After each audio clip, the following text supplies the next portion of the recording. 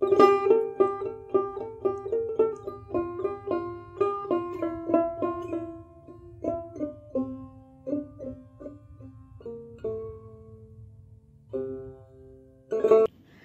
Guys, welcome back to the channel. তো আজকে যে ভিডিওটা তোমাদের সঙ্গে এখন শেয়ার করতে চলেছি সেটা পঞ্চামৃত কিভাবে বানাতে হয় তারই উপরে। সামনেই যেহেতু শিবরাত্রি আসতে চলেছে, ওই দিন আমরা পঞ্চামৃত দিয়ে ভোলে বাবাকে কিভাবে অভিষেক করতে পারি আর পঞ্চামৃতটা কিভাবে বানাতে পারি তারই উপরে একটা ছোট্ট ভিডিও।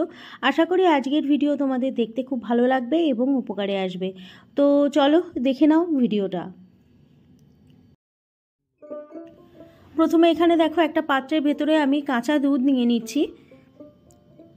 তারপর এখানে দেখো আমি মিষ্টি দই নিয়েছি। পঞ্চামৃত 5টা জিনিস দিয়ে বানাতে হয়, তার মধ্যে দুধ আর দই অবশ্যই লাগে। তো এখানে আমি মিষ্টি দই নিয়েছি, তোমরা টক দইও নিতে পারো।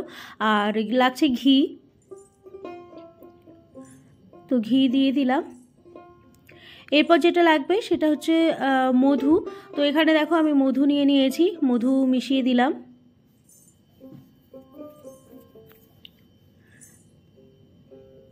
শর্করা লাগছে, শর্করা মানে চিনি। তো এখানে আমি চিনি নিয়ে নিয়েছি। তারপর খুব ভালো করে এটাকে মিশিয়ে দিতে হবে এই মিশ্রণটাকে। এটাই পঞ্চামৃত। আর এর ভেতরে দিয়ে দিতে হবে তিল।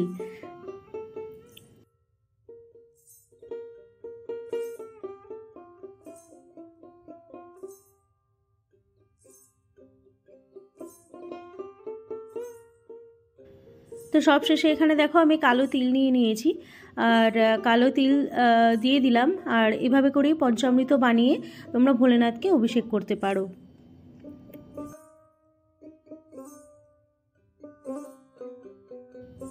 তো বন্ধুরা, এই ছিল আজকের ভিডিও। এভাবে করে পঞ্চামৃত বানিয়ে তোমরা শিবরাত্রির দিনে ভোলে বাবাকে অভিষেক করতে পারো।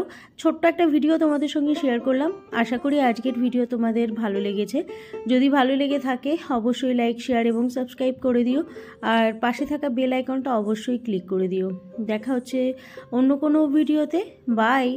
তো এরপরে আমার চ্যানেলে আমি অবশ্যই আপলোড করব ভোলেনাথের পুজো তোমরা মহাশিবরাত্রির দিনে কিভাবে করতে পারো তার একটা ছোট্ট ভিডিও বানিয়েছি।